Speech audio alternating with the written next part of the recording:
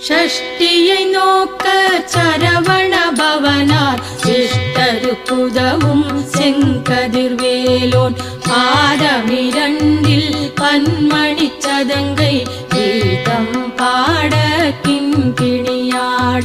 ஷஷ்டியை நோக்க சரவண பவனார் சிஷ்டருக்குதவும் செங்கதிர்வேலோன் பாதமிரண்டில் பன்மணி சதங்கை கீதம் பாட கிண்கிணியாட.